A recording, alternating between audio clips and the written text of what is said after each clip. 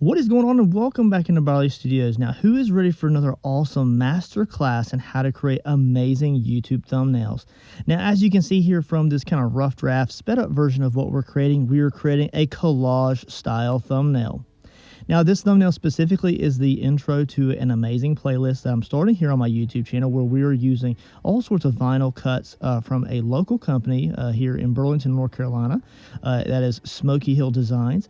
They make laser cutting material, vinyl, all sorts of different things for crafters to enjoy.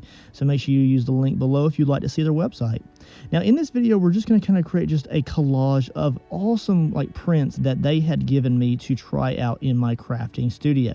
But at this point in time, I have yet to create anything in that crafting playlist yet. I say yet because it is on the way. Now, you'll be able to find this content in either the digital thumbnail creation videos for YouTube masterclass, or you'll be able to find this in the actual Smokey Hill Designs playlist. So either one. As you can see, I went ahead and uploaded a multitude of thumbnails here. And now these are little kind of pictures that we're going to use to create our collage over myself here in the studio. Ignore the background, guys. My studio is partial storage at the moment, so don't worry about that. We're going to erase that now. Look at the editing there. We got that completely removed, and now it is just me, myself, and I on that amazing black background. Of course, we're going to go ahead and upload these one at a time. We're going to kind of shape them and kind of turn them in different ways just to create really fun geometric kind of shapes. We don't want it to be really very straightforward and very even. We want it to be kind of chaotic and just have fun with it. And then we're going to use white lines to kind of create really cool balances between the images. So as we run through this portion of the process here, just kind of have fun enjoying the overall uploading and editing process of each photo individually.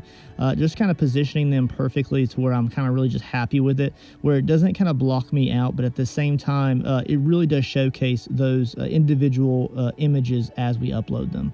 So we'll just kind of layer them in, then we'll kind of edit it and shave them down, and then we'll go ahead individually in each individual one, and we will change the vibrancy of them, possibly, depending on if they need it, as well as the brightness, just kind of brighten them up here and there, or darken them if they need to.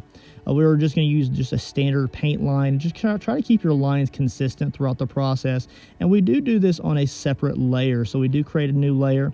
And then if you would like to try different colors on this web or lines that you apply over these images, all you got to do is duplicate the layer, and then you can try a different color without really ruining the white grid that you're kind of painting out.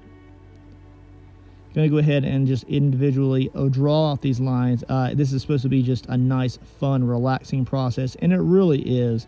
So we'll just go ahead and finish up the overall sizing of the images, and then we'll move on to the next stage.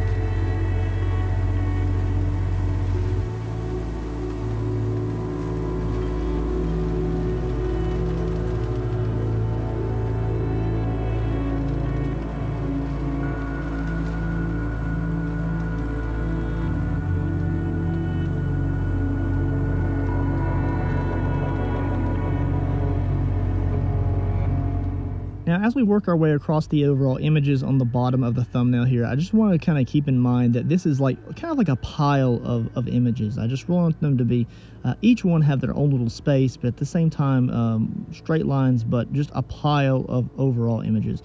Just a big old pile, and we're going to actually create this kind of like an artistic glow effect behind these, and then we'll do some wording in Canva. So just be aware that we're going to do yet some more stuff on this thumbnail as we go through this process, just to kind of bring it all together, and that way we don't have that big old void of just me looking down at the images all weird like. We're just going to go ahead and bring it all together here shortly. Sometimes I have trouble getting a straight line with the straight line tool. Is that just me, or just sometimes everybody has to redraw the line over and over again and trying to get that straight line to activate? I don't know, maybe it's just because I'm using my finger, or maybe because I'm using an aftermarket brand pen for my iPad. I do not know. Either way, in the long run, we're able to create awesome thumbnails here with the Procreate software. Now, originally, instead of just actually creating a new layer and just completely changing the color, I did go ahead and use an alpha lock on that layer and just changed it to like a smoky gray. So that is a new layer, however, and we'll kind of tinker with this with a complete black there, gray, and then I eventually just go back to the white. I just believe that the white just popped so much more in between those images, and it just brightened the overall thumbnail. I was also going to think about changing the background of where I am in the recessed portions of the thumbnail, and it really just kind of brings me forward or takes me back in the image depending on the color that you have. But I really just thought that the black just popped so well, and I think it looked really good. Kind of fine-tuning some of these lines here as we work through this process. I really don't want to just hide this part of the process, guys, because even if you make mistakes, you can always just go back and edit things over again and just kind of tinker with them. See, I'll resize a few of these images just to kind of reduce some of these itsy-bitsy small lines. I didn't like that this board here was kind of hanging down close to my head, so I went ahead and created a new layer here, or a new line, that is, and then I'll shrink that overall line down a little bit, and then we'll shrink the board down to that line. Kind of tinkering with that and make sure it kind of blends well, and then again we're going to go ahead and erase that board there, and it just opened up the space, and it made it look like that those two sides, upper portions and sides, have the same like downward trajectory, at least a little bit.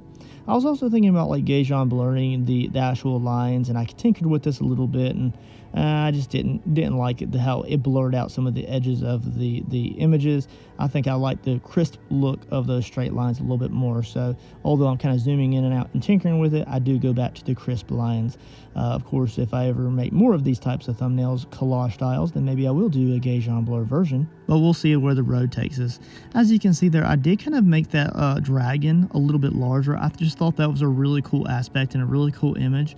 And although it is technically a Miss Blank creation from them, and he just gave it to me just to kind of have fun in the studio with that print, I really wanted to showcase that image, because I really thought that it really captures the eye quite a bit. It has like a stained glass type of look to it, and I really think that it is very appealing. All right, so as we kind of finish up with the images on the front of the thumbnail here, and I'm still tinkering with whether or not I want to change the background, going back and forth. Yes, in the long run, I do settle on black, but I'm just trying to think about how the contrast is, whether or not I want to change things up. And sometimes I will create like the same thumbnail with just different colors. Ever since they created the ABC testing there on YouTube, once in a while I will create a multitude of thumbnails, upload them, and just see which one does better. But in all honesty, my channel is still growing in its early stages of creation, so I really don't have that massive following to really get a bunch of data on what people like as far as thumbnails from my channel. But I also create so many different varieties of art, because it is an artistic journey, that I really do have a lot of varieties of thumbnails as well.